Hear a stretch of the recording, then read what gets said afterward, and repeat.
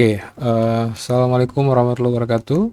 Jumpa lagi dengan saya Walid Umar. Pada video kali ini kita akan membahas salah satu slide presentasi yang di-share ya di grup komunitas dari Go Digital Learn, di mana slide ini sangat menarik sekali ya. Jadi slide ini membahas terkait perjalanan bagaimana step-step seseorang dalam perjalanan menjadi sistem administrator Linux dari persiapan awal hingga studi kasus praktis ya.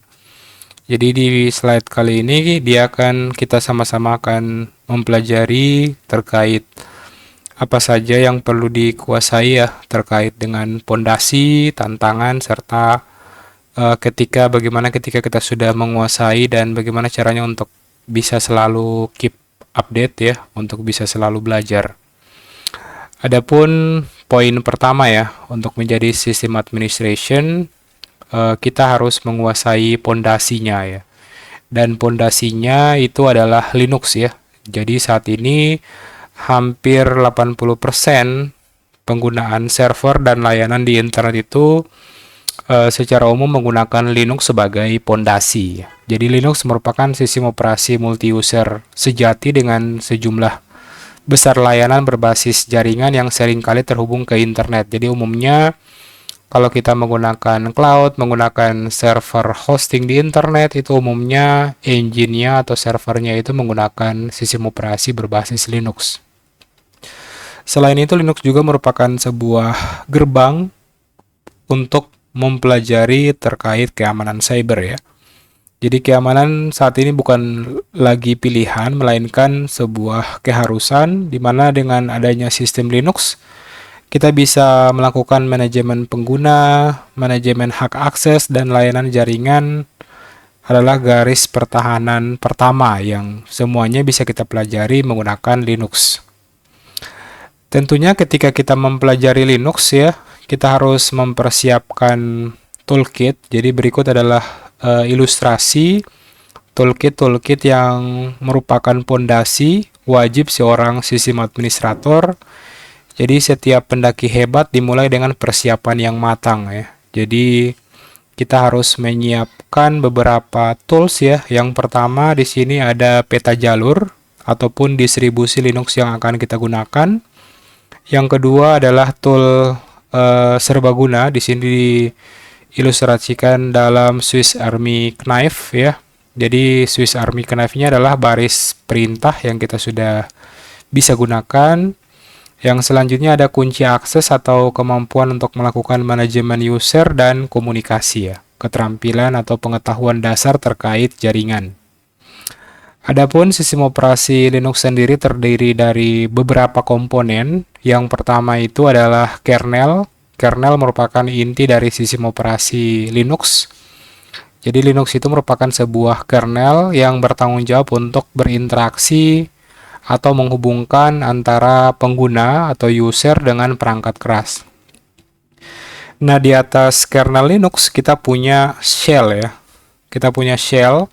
Jadi shell ini adalah jembatan kita, bagaimana caranya kita untuk bisa berkomunikasi dengan sistem kernel menggunakan baris perintah ya, menggunakan CLI atau command line interface untuk berinteraksi dengan sistem. Jadi kalau kita mau berkomunikasi atau memberikan instruksi ke kernel, kita harus menguasai shell ya. Kita harus menguasai perintah-perintah dasarnya. Selanjutnya kita harus mengetahui terkait sistem file atau file system, struktur hierarkis untuk menyimpan file dan directory. Nah, biasanya dimulai dengan file system utama yaitu root ya. Sama halnya ketika di Windows, kalau di Windows file system paling atasnya itu adalah C ya. C, terus ada file system, ada program file, ada Windows, System 32 dan seterusnya. Selanjutnya ada software dan layanan.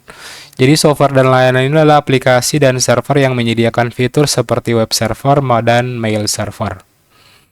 Oke, jadi ketika kita ingin memilih jalur suatu sistem operasi ya, tentunya di Linux sendiri punya beberapa opsi atau pilihan distribusi. Jadi tidak ada satu solusi yang cocok untuk semua kebutuhan. Jadi kita bisa memilih distribusi atau distro Linux yang paling sesuai dengan kebutuhan kita. Jadi di sini ada beberapa opsi, kita bisa pilih opsi yang enterprise atau komersial, ada untuk komunitas, dan ada untuk keamanan. Jadi ada 3 opsinya. Umumnya sistem operasi yang saat ini berjalan, yang paling banyak digunakan itu adalah Ubuntu Server, ada Debian Server, ada Alpine yang digunakan di Docker, ada SUSE, ada Red Hat Enterprise Linux untuk opsi enterprise atau opsi komersil ya. Selanjutnya kita memulai proses pendakian, menguasai medan keterampilan inti dari sysadmin. Perjalanan sesungguhnya dimulai setiap langkah ke atas, membangun keahlian dan kepercayaan diri. Jadi di step pertama itu kita harus memahami baris-baris perintah. Ya, baris-baris perintah apa saja yang ingin kita pelajari. Setelah itu kita bisa naik level ke mempelajari hak akses pengguna. Dan step selanjutnya kita mempelajari terkait networkingnya, bagaimana menghubungkan sistem Linux yang kita sudah pelajari ke internet, dan step-step berikutnya ya tentunya.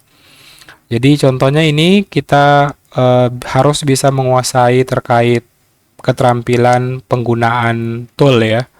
Tool di sini ada tool ataupun perintah seperti pwd, ada perintah cd, ada perintah ls-l, ada perintah mv, semuanya punya fungsinya masing-masing. Dan tentunya teman-teman bisa mempelajari melalui video-video yang sebelumnya sudah saya unggah dan sudah saya upload, dan teman-teman bisa akses sendiri. Selanjutnya kita ke penjaga gerbang atau bagaimana mengelola pengguna grup dan hak akses. Nah, ini juga sudah saya bahas secara detail tentang bagaimana analoginya, bagaimana penggunaan perintahnya, bagaimana membuat user, menghapus user, membuat grup, mengkategorikan grup, membuat sebuah hak akses, ya, hak kepemilikan menggunakan perintah-perintah yang seperti chmod, chown, dan lain sebagainya.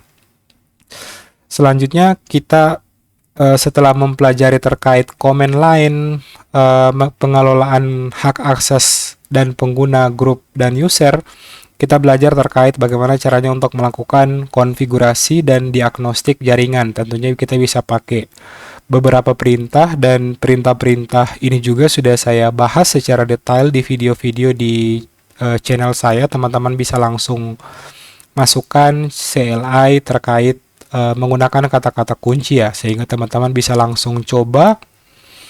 Jadi mencapai puncak teori saja tidak cukup tentunya, mari kita gunakan bekal ataupun pengalaman yang kita sudah pelajari, baik di video yang ada di channel saya maupun dari sumber-sumber lainnya.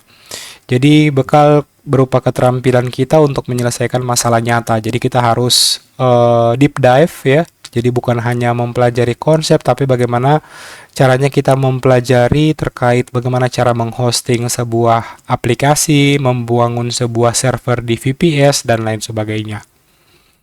Jadi kita bisa mempelajari mulai dari studi kasus, bagaimana membangun, mengamankan sebuah web server. Nah, kita bisa pakai skenario ini, di mana skenario ini adalah mulai dari step penginstalan, konfigurasi firewall, pengaturan awal CMS kalau kita mau buat website yang menggunakan Linux, dan pemantauan log untuk melihat atau memantau aktivitas-aktivitas. Jadi saya sangat menyarankan teman-teman yang baru belajar, setelah belajar pondasi-pondasinya, teman-teman harus bisa mempelajari terkait studi kasus nyata ya, yang umumnya dibutuhkan di lapangan.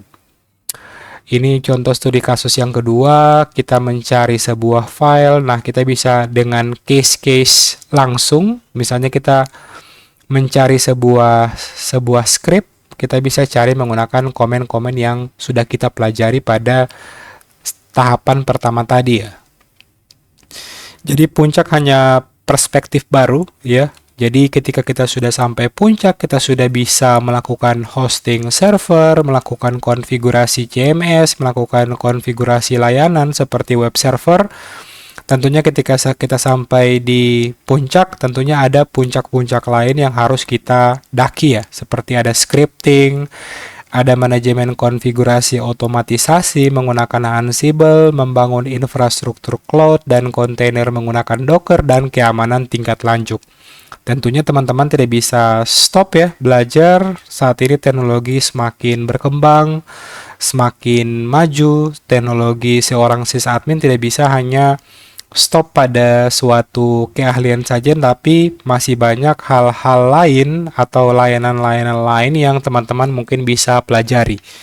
Jadi semoga video kali ini bermanfaat. Semoga video-video dari video ini teman-teman bisa menyusun ya semacam to-do list ataupun urutan langkah-langkah yang teman-teman harus ikuti untuk bisa mencapai target menjadi seorang sysadmin atau sistem administration profesional.